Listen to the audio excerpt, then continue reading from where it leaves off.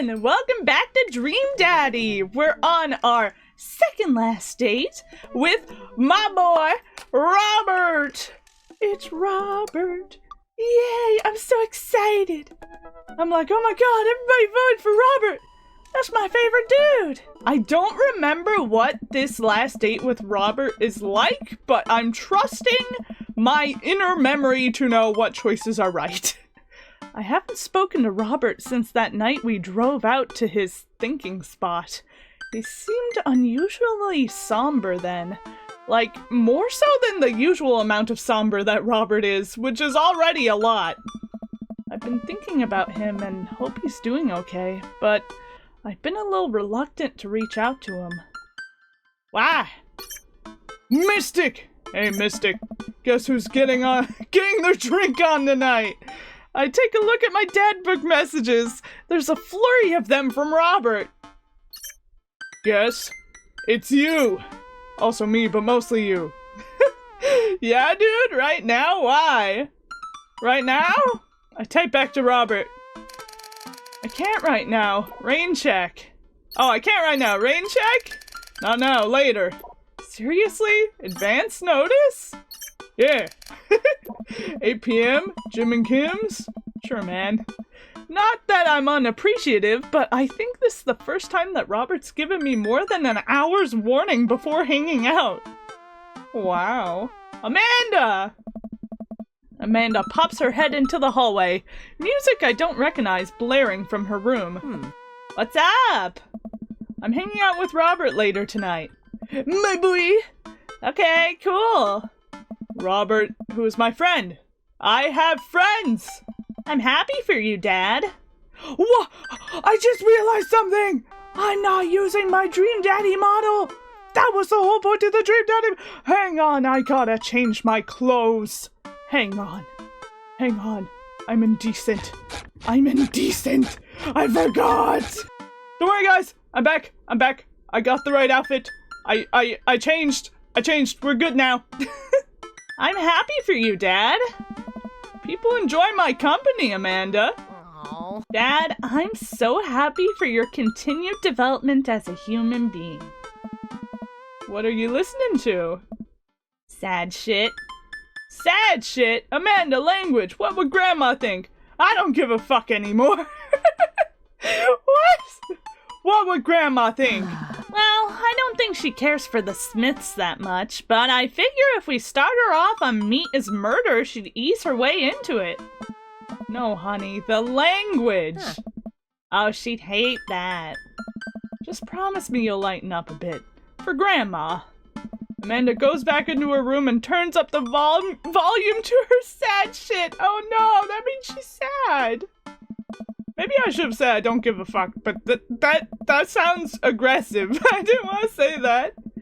I put on my going out coat and walk over to Jim and Kim's. I spot Robert leaning against the brick wall, smoking a cigarette. As I get closer, I realize that he looks a little different.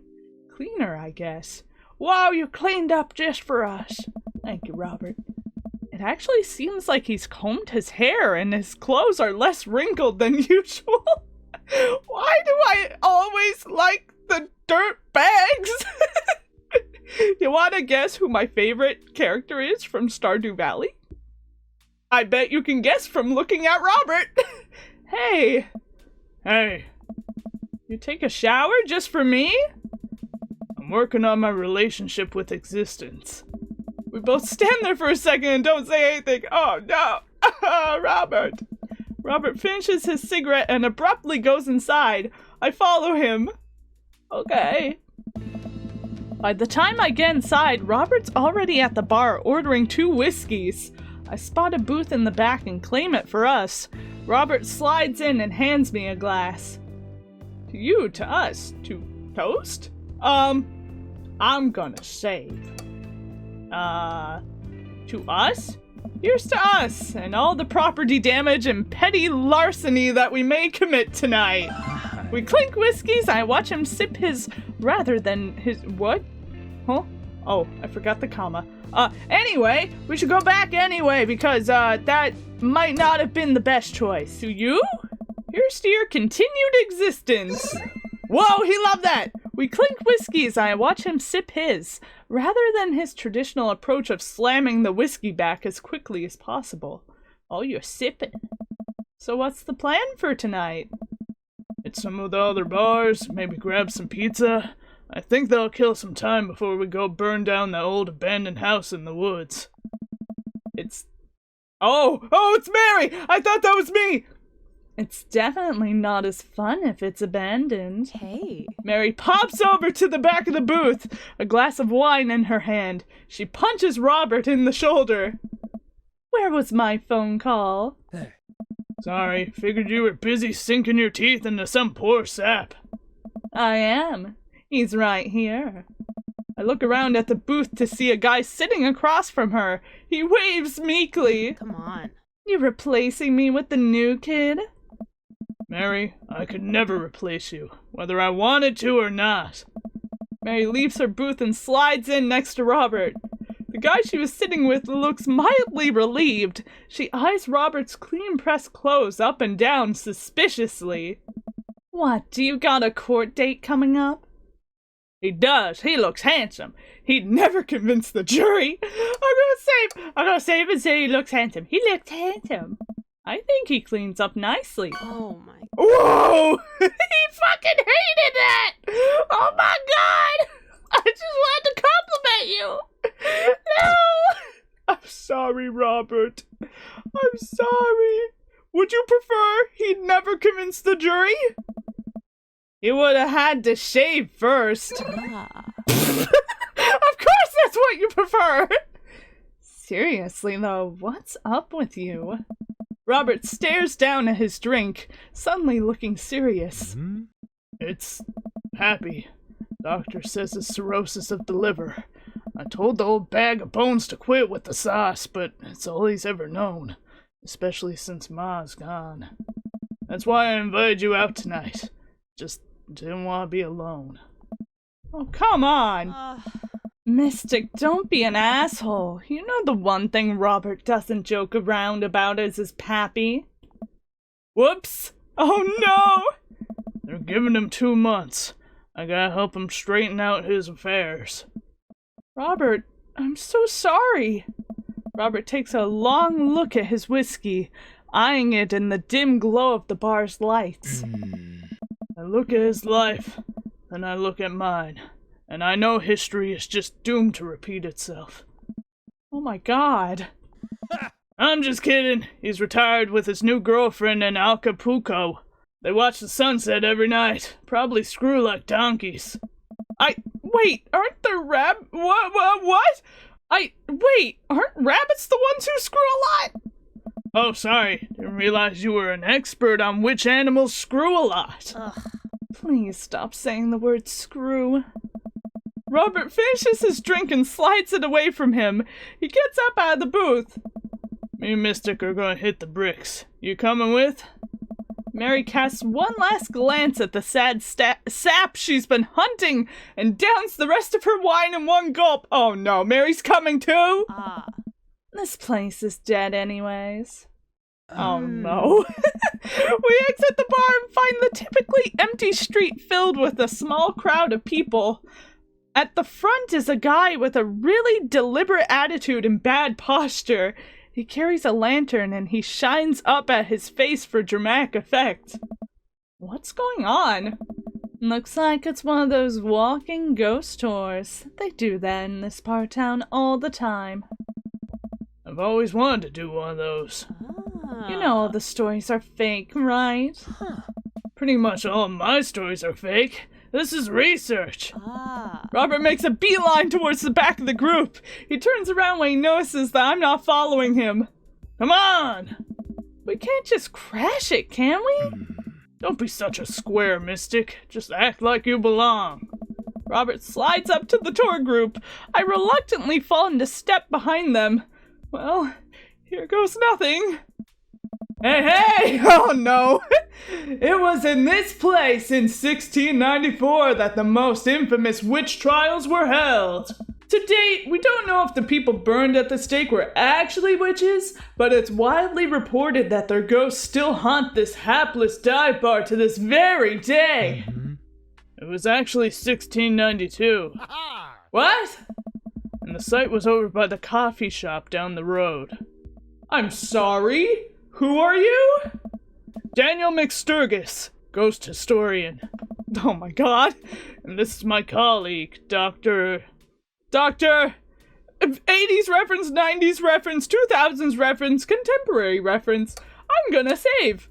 80s? Dr. Loomis, paranormal investigator and extraordinaire. We're touring America's most haunted locations as research for our new book. You may have seen our guest cameo on Paranormal House Hunters, Extreme Edition. A couple of people in the group start nodding.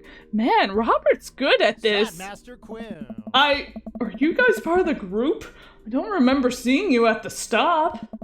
We like to keep a low profile. Easier to catch ghosts that way. Oh.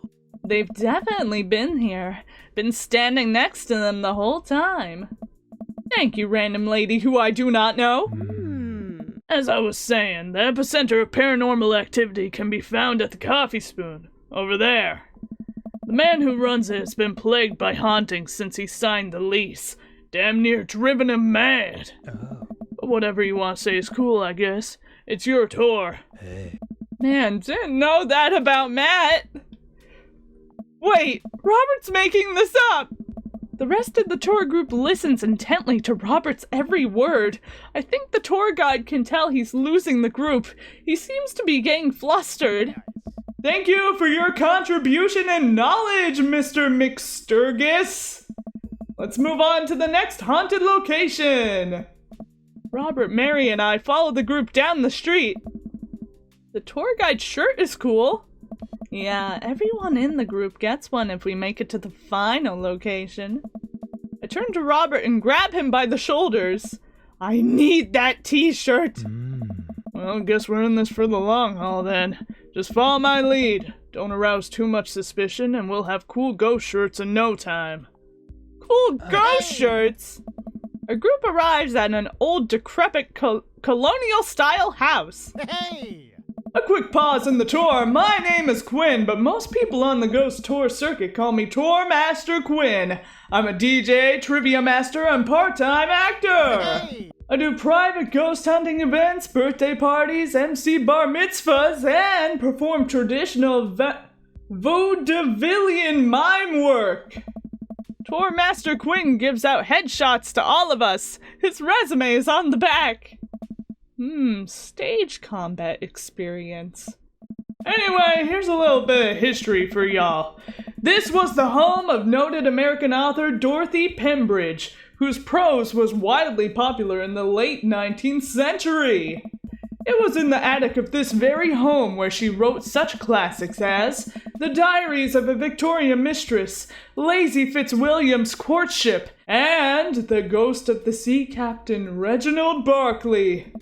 She unfortunately died of consumption shortly after the turn of the century, but several people have reported that on some nights you can see a light from the attic, where the ghost of Miss Pembridge continues work on her latest bestseller. I guess you could say that she was consumed by her work. My feelings hurt. My feelings are hurt. My feelings hurt. My feelings are hurt. No reaction from the crowd. This guy needs to work on his dad jokes. Actually, consumption is the popular cover-up. Little known fact is that it was a murder-suicide. Bang, bang. I'm pretty sure she died of consumption. Sure, and we definitely didn't hire Stanley Kubrick to elaborately fake the moon landing. That's the watered-down, censored version they teach you at school. But if you can't handle the real story, I understand. It's not for the faint of heart. Can we? I think everyone would much rather hear what this world-renowned ghost historian has to say. Right, everybody? Group murmurs and agreements. My feelings hurt. This is a topic we cover extensively in our book. Dr. Loomis, would you care to tell the story? Hey! Don't mind if I do, Robert. Let me just save. Riff something highbrow. Go with something I know. Rely on amazing improv comedy skills. Riff something highbrow? Ah, yes, though it's rarely covered in traditional textbooks, Dorothy Pembridge was caught in a fierce rivalry with fellow local author Arthur Livingston Price. Arthur's books were blatant rip-offs of Pembridge's work and consistently sold better. Pembridge was enraged by this and confronted Livingston Price at his home with plans to end his life. Their bitter feud surprisingly blossomed a torrid, passionate affair. After many months of secret courtship, Pembridge followed through with her original plan and poisoned Livingston Price in his sleep. Overcome with unexpected grief, Pembridge polished off the last of the poison and died by her lover's side. Reports say that couples who enter this house will no doubt doom their relationship to a bitter end. Man, I should bring my wife here. Whoa, your wife! I think he's lying, but I don't know if that was the best option, so I'm gonna save, and we're gonna go back and see if Robert will like, improv comedy better. I think maybe.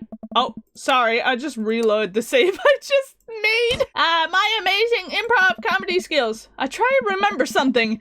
Anything from the improvisational comedy class I took in that one semester of college. Yes, so Dorothy Pembridge was writing a lot of books, yes, and I'm gonna need a word from the audience. Any word? Ghost! Yes! And ghost. Ghost! And I look over to Robert. I think this is the part where he's supposed to come tap me on the shoulder and jump into the scene, but he's just staring at me. Everyone is staring at me. And scene. Thank you very much, everybody. Oh no, that went terribly. Robert looks completely disgusted. Mary gives me a thumbs down. Okay, let's go with something I know. In the 19th century, Dorothy Pembridge was credited for protecting York City. I've been watching too much Sonic Prime. I almost said New York. From potentially world-ending paranormal forces. Despite her success, her ragtag group of ghost hunters were disbanded by government officials. However, after learning that the ghost of Viggo the Carpathian had taken an interest in her son, her and her ghost, busting, friends launched a mission to defeat the ghost and once again save New York City. Hey. Hey, isn't that the plot too? Nope, it's not. The tour guide sees this as an opportunity to take back the group and address us with some razzle-dazzle. What an interesting story! Now, I just want everyone to know that the next location is extremely terrifying. If anyone thinks they can't handle it, feel free to excuse yourselves. Okay. Oh my god. Alright, I'm bored. Mary turns to a young guy looking at his phone and taps him on the shoulder. Hey kid, fancy buying a gal a drink? The guy looks up at her and smiles. Only if the bar is haunted. Honey, I can show you the most haunted place in town.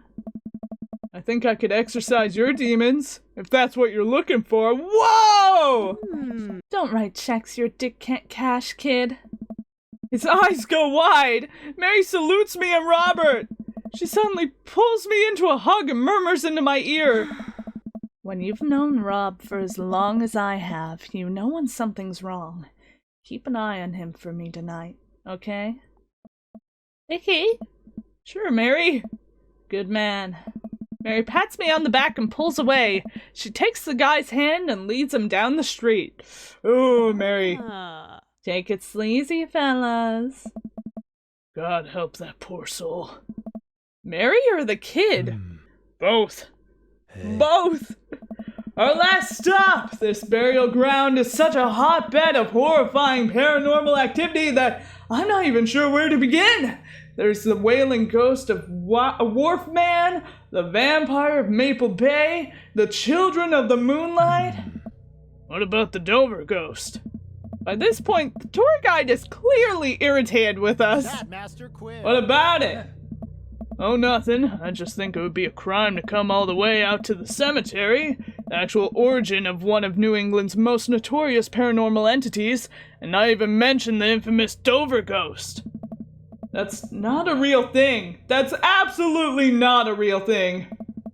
I think someone needs to brush up on their paranormal history. I know tons about paranormal history. I know every ghost story in this area. Oh. I can guarantee that there's one you don't know. Robert looks over at me and smiles.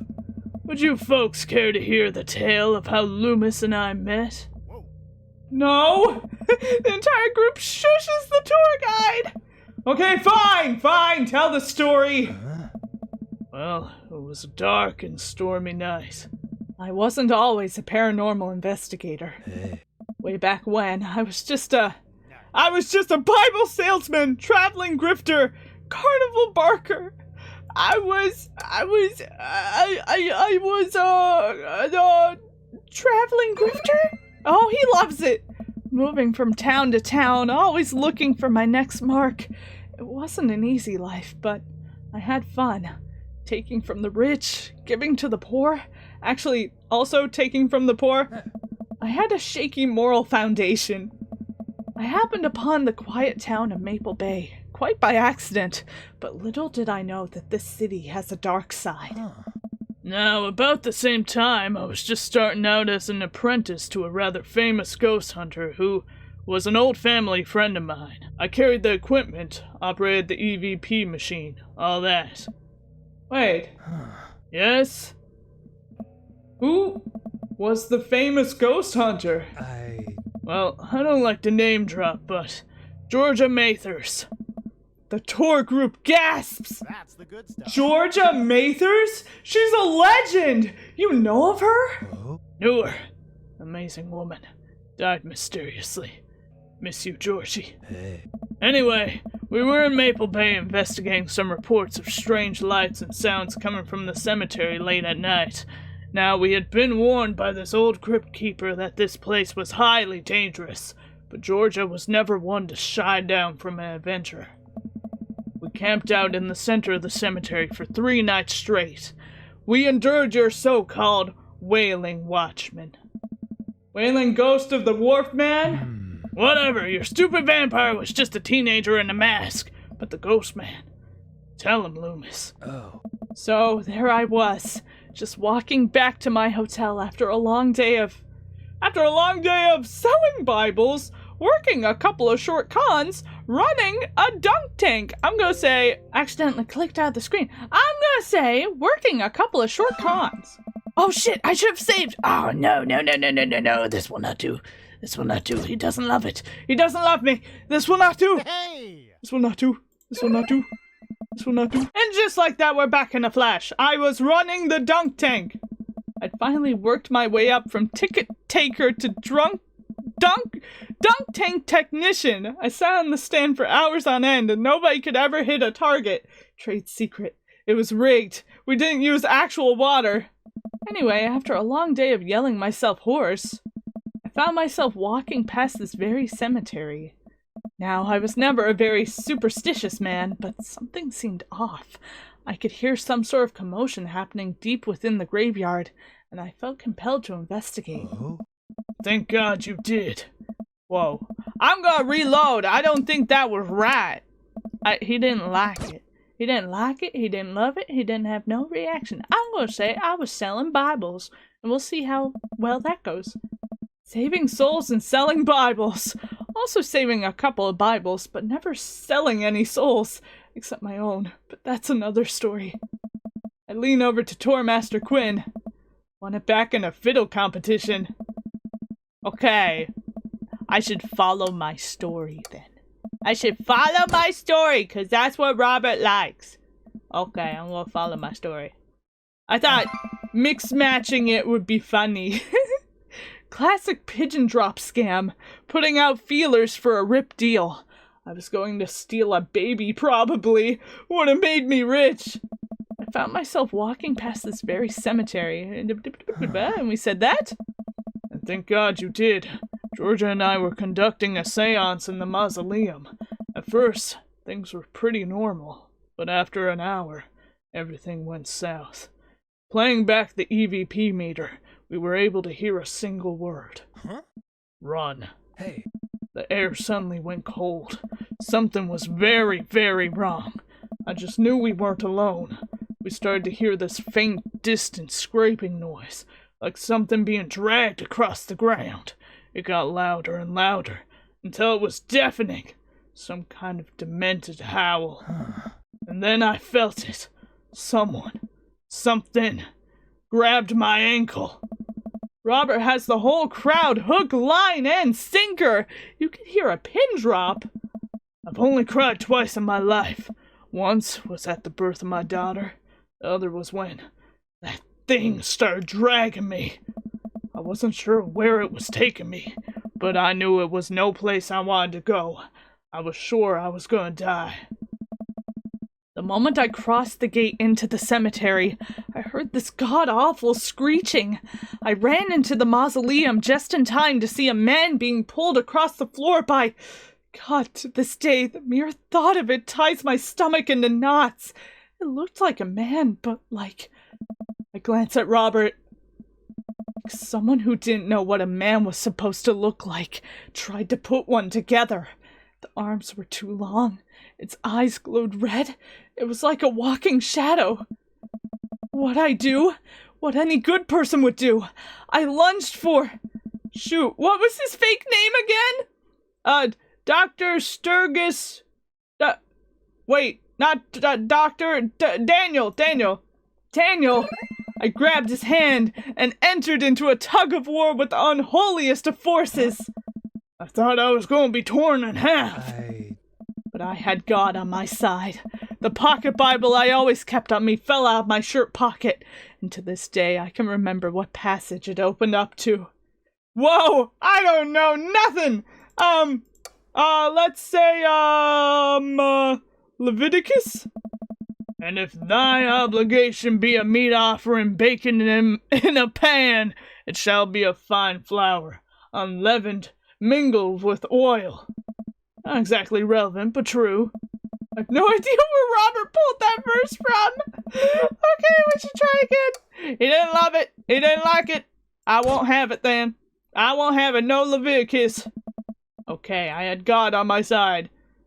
Austin? Robert stifles a laugh behind his hand. He likes it! With a horrifying growl, the entity finally relented. Daniel and I collapsed onto the ground. Exhausted, we were both covered in blood. Oh my god, I'm gonna save that because it made him laugh. And that might be the best option, but we're gonna look at the other ones. Blessed is he that readeth, and that they hear the words of this prophecy, and keep those things which are written therein, for the first time is at hand. I have no idea where Robert pulled that verse from. Okay, I think our option that he laughed at was the best one. Okay, I want to make sure this date goes perfect. With a horrifying growl, the entity finally relented. Daniel and I collapsed onto the ground, exhausted. We were both covered in blood. That damn creature crawled into my chest. Got me real good. Had to get 16 stitches. Robert pulls down the collar of his shirt to reveal a long, wicked scar across his pecs. Whoa! And that's how I got this scar. I followed Georgia Mathers to the ends of the earth. We faced exorcisms, demons, poltergeists that threw our equipment across the room. But I had never seen Georgia so scared. She was never the same after that. And neither was I. Watching what happened to Daniel and Georgia shook my faith, but I came out of that experience a better man and a better friend. And we've been brothers ever since. Brothers! The tour group gives us a round of applause as Robert and I share an emotional hug. As he embraces me, I can smell the cologne on his neck. Wow, Robert does clean up good. I find myself lingering a little too long on the hug. Thank you. It's an honor to be able to share our story. Be sure to watch out for our book. Oh god. Okay, what's our book gonna be? paranormal excursions of the supernatural, ice road ghost truckers, I saw a demon, the shocking true story of seeing a demon, the Bros Guide to the Hottest Coasts. I think Robert would like the first one. Yep, Robert has to suppress a laugh at that one. I'm so sad. Alright, even I can see holes in that story. Please leave. Way to go, Mystic. Robert sulks away from the tour group and I follow him at a respectable distance. Way to go. We almost had him. Almost. I think you... Whoa! I think you might have overdone it in some portions of the story. But you liked it. We arrive in front of Robert's house. I'll see you later. What? What? I thought you liked it. I made you laugh. I made you laugh, Robert. I tried to be an overachiever. And in the end, it got me wrong. It got me bad. It got me nothing. Okay, so apparently the traveling grifter was correct. We need to say traveling grifter, working short cons, Daniel. Okay, and then we have to go with this one. Thou shalt the dust return to the earth as it was, and the spirit shall return unto God who gave it.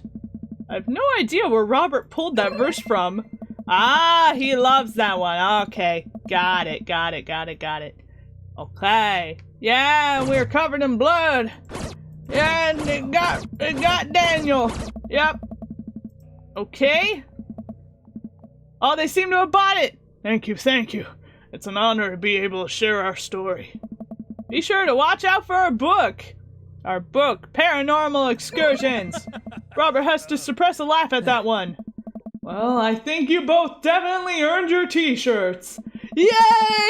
The tour guide hands us the coveted t-shirts. He then slips us both in his business card and leans in close. Hey! If you guys are ever in need of a professional actor, balloon animal artist, Elvis impersonator, or nude model, please don't hesitate to contact me. You got it, buddy. After a couple of tourists take selfies with us, we split away from the group and walk home. Yay. That was incredible. I really can't believe they bought all that. I didn't know you had in you, Mystic. Excuse me, Dr. Loomis. That bit about the pocket Bible was aces. Although, given the Dover ghost glowing red eyes was a little cliche. And the Kubrick conspiracy theory wasn't? All a part of the character. Well, we got the shirts out of it. We arrive in front of Robert's house. Want to have a drink? Yeah! Drink, yeah. Is that even a question? You trying to poison me? No, I'm good. You're trying to poison me? I know where this goes, Small. I know the steps. 1 second I'm sipping delicious aged scotch. The next I'm foaming at the mouth and you've taken over the throne. Long live the king, baby. He loves it! I knew he'd love that. Robert leads me inside. I can't help but think about what Mary said to me. Robert did seem a little bit off, but that completely disappeared when we were joking around with the ghost tour. I don't know, he's hard to read. While I'm thinking, I hear claws scuttering across the floor. Oh god, it's this pit bull! I'm about to be torn into shreds! Oh no! I shut my eyes tight and brace for impact! Betsy, hey, be nice! I don't feel anything but tiny paws scratching at my shoes. I open my eyes. Betsy? Robert's dog jumps away from me, running in circles and sniffing Robert's legs. He pats her on the head. Hey, that's not a pit bull. That is the cutest, dumbest Boston Terrier I've ever seen. Betsy, you're not a pit bull? And you weren't taken by the Dover ghost? Betsy's made of tougher stuff than that, ain't you, girl? Betsy rolls over for some well-deserved belly rubs. I'll just keep a picture of a large pit bull in my wallet in case of emergencies. Comedic emergencies. We make our way to Robert's living room. For a quiet man with arguably the oldest pickup truck that can be legally driven, his place is amazing. There are sleek modern appliances throughout the room with a big flat screen TV mounted on the wall. He has shelves upon shelves of DVDs. Guess he wasn't lying about being really into cinema. He pours us both glasses of whiskeys from a well-stocked bar in the corner while Betsy curls up on a pile of cushions. So, how'd you really get that scar? And don't tell me you got fishing for Alaskan king crabs in the Bering Sea or something. You trained me too well. Robert laughs and takes a sip of his drink. My daughter and I were riding our bikes. I hit a rock, flew over the handlebars, and then we went to the hospital, and that's it. Hey. Not a very interesting story. I've never heard you talk about your daughter. Well, I have one. That's her. He points at a picture on the wall of a very serious little girl with dark eyes. Yep, that's definitely Robert's daughter. How old is she? 25? 26? Not too sure. Does she live around here? Huh? No, Val lives back home in Brooklyn. Works at some new media online magazine thing. Makes buckets, though. Mm-hmm. He suddenly seems really serious. I probably shouldn't press him about it. Oh. You like Santana? Yes? No? Oh god, I don't know. Yes? Ah. Great. Robert puts on Santana, then takes a seat on the couch next to me. He suddenly downs his drink in one gulp. Hey, are you alright? Hey. Robert leans in and kisses me. Whoa, the taste of whiskey burning my lips.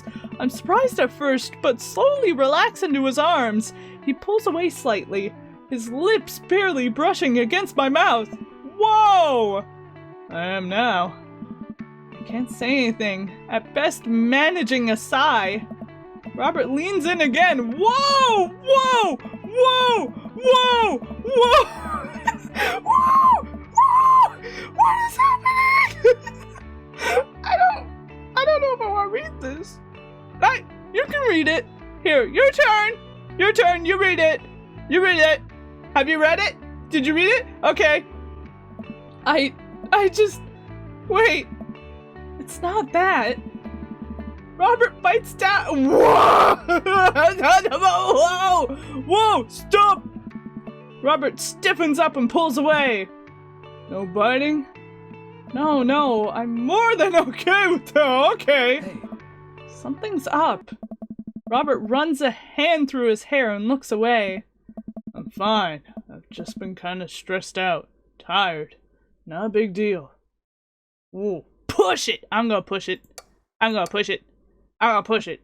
Listen, I want this as badly as you do, but I know something's wrong. I need to make sure that you're okay. Robert stares at the ground. You don't know me that well, Mystic. I'm not a good person. He takes a deep breath. Oh. I spent my whole life only taking and taking and taking, and now here I am, old broken man sitting on top of a pile of everything I've ever taken, alone. But I want to know you. You don't have to keep hiding behind these fake stories and acting like you don't have feelings. It's... He sighs heavily. I don't know. It's Val. She's visiting tomorrow. She wants to patch things up. Are you... I'm sorry, but is this a bit? No. When was the last time you saw her? 3, 4, I think. Months? I think she was 3 or 4. Oh, 3 or 4 years. Okay, never mind. Years. I sit up straight. Jesus, Robert, what happened between you two? I don't want to talk about it. Robert and I sit in silence, neither of us wanting to look at each other, both of us unsure of what to do next. Oh? Fine. Oh? Things were already bad between us. I cared about her. I always did. Things just got in the way, and before I knew it, she was leaving for college. wanting nothing to do with me. Marilyn and I moved out here to settle down. We thought it would help to get away from all the distractions, all the money, the drinking. But temptation gets to you. I tried to be better, but I just couldn't. And then the accident changed everything. I think every day about how she must have died hating me. I never became the better man that she wanted me to be, the one she always saw in me. She was the last thread Val and I had connecting us together. I didn't know that when I lost my wife. I was going to lose my daughter, too. Robert, I spent so much time chasing after things I thought were going to make me happy that I ruined my only real chance at happiness. Now my wife is dead, and my daughter hates me. And then I convinced myself that this, he gestures vaguely in my direction, whoa, was going to make me happy. Why do I even try anymore? I'm so sorry. I know how hard it is to... No, you don't. How could you possibly know how this feels? You did everything right. Your daughter loves you. You're a good person. I was a terrible husband, and I'm an even worse father. I have no idea why she's even bothered to contact me now. I know I'm just gonna fuck it up like I always do. I'm broken. I shouldn't even go. Robert puts his head in his hands. Whoa, tell him what he wants to hear. Tell him what he needs to hear. Walk away. I'm gonna tell him what he needs to hear. I'm gonna tell him what he needs to hear. Here's what you need to hear. Nothing is gonna change until you do. Robert pauses. He looks at me. There are a lot of things in life that I regret, that I wish I could take back or do over, and it hurts so much to know that I can't.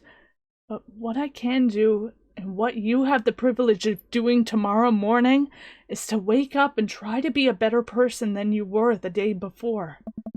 Things aren't going to fix themselves tomorrow, or the next day, and patching things up with Val isn't going to solve any of your problems either. But nothing is going to change if you don't, and you can't love anyone unless you stop hating yourself. And you're right, I don't know you all that well, but you have the same capacity for good that we all have, and I know you can find it. Val is giving you a chance. Don't waste it. But, Robert, listen to me. It's gonna be okay. But I lean over and embrace Robert, pulling him in as tightly as I can. He buries his head into my shoulder, hugging me back. It's gonna be okay. I place a hand on the back of his head and stroke his hair. He shudders, then sobs, and I realize that he's crying. Oh, my boy! Oh! thank you. We stay there for a while, holding each other. We both eventually drift off to sleep. Oh, so wholesome. Oh, Robert. Oh, Robert. Oh, man. Did we get S? I think we got S. We got I'm S. lost in your oceanic eyes. Oh, no, I didn't hear what he said. I'll hear it in editing. Wow. And we got an achievement. Go on all Robert dates. Wow, you can see it. Whoa. Is that like an update on Steam or OBS? Before you couldn't see it. That's cool. I just moved my head and you can see the achievement. Oh my god. Sorry, sweetie, it's the feds. I don't think I recognize that girl by the snack table. I should go say hello. Hi, I don't think we've met. Is that Val? Oh, we've met years ago. And I'm here for my revenge. Oh, you're Robert's kid, aren't you? Spot on. I guess that makes you Mystic, huh? Yeah, it's nice to meet you. I'm glad Robert brought you along. He promised there would be free food, so that's kind of hard to pass up. And... look, I don't know you, but can I get real with you for a sec? My old man's a real closed book, you know? Me and him, we got a long way to go. And you don't erase decades of neglect in a week. But you sure can get tired of staying angry about it. That kind of bitterness, it poisons you, I think. I'm too young for that. Anyway, lately he's been better. A lot better. And between him shaving for once and how much he talks about you, I get the feeling you have something to do with it. So, thanks. Robert means a lot to me. I'm glad he's getting better. Just keep an eye on him while I'm not around, okay? Or else. What? I'm kidding. Or am I? Just like him, for real, for real. I don't know why I'm like this. I think it runs in the family. Amanda trots up to the conversation. Hey, I love your necklace. And your hair. And just, geez, your whole vibe is cool. Thanks. I like your jacket. My girlfriend collects pins too. Oh, this is my daughter Amanda. Amanda, this is Robert's daughter, Val. She's got a girlfriend. Nice meeting you. I heard you're a photographer. Aspiring photographer. I'm going to school for it. You take pictures? Yes? Then you're a photographer. Welcome to the biz. Val hands Amanda a business card. If you're ever looking for internships, shoot me an email. Anyway, I need to go make friends with that woman over there who's dual-wielding wine glasses. Catch you later. Val walks away. She's so cool. She gave me her business card. She touched my hand. Congrats. You just networked for the first time. I'm a regular business lady now. Quarterly projections, stock market, synergy. While you're making a fortune as a businesswoman, I gotta keep this party going. Catch you around, Pops. Mystic! Brian! Brian! I glance over to the back of the yard, where Robert is sitting on a bench beneath our cherry blossom tree. He smiles at me. I'll leave you to it. Me and the Emmas are gonna go get ice cream. Love you, Pops! Amanda runs off to join her friends. I take a seat next to Robert as the last guests make their way out of the party. Hey. Hey! Hey, Robert! Oh, it's awkward. Robert gestures vaguely to the snack table. Good stuff. Yep. So... I had a chance to talk to Val. Did she physically threaten you? Yeah. That's my girl. You said you've been doing better. Trying to work on the vices. I also showered today. We sit in silence for a moment. You know, every day for me is a battle against my own self-destructive habits. But lately, it's gotten a little easier. Thanks for talking some sense into me. It's hard to get things through my thick skull sometimes, but what you said that night has actually helped. Yay! I'm glad! I like you, Mystic. I like you a lot. I haven't felt this way about someone in a long time. I lean in and kiss him for a moment before he pulls away. He takes my hand in his. Sup? You're special to me. But I have some stuff I need to work on. Emotionally, before I can get into anything romantic with you. You deserve better than who I am right now. I need to be on my own for a bit. Figure some things out. Of course. I think what you need right now is a friend, and I'm very happy to be that for you. Thank you. That means a lot to me. And if you're ever ready for more than that, you know where to find me. Let's hunt some ghosts sometime. I would love that. I put my head on his shoulder and we watch the sun slowly drip up from beyond the horizon together. Or below the horizon. Yippee! We did it! We got Robert's ending! Yay! Look at him. Look at him, his little dog.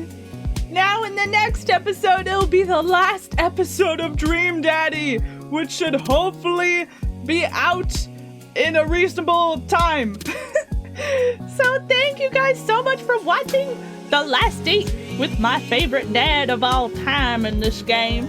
If you want to, you can like, comment, subscribe, do whatever you want, and I'll see you in the the next episode of Dream Daddy, where we go date Joseph. Bye bye!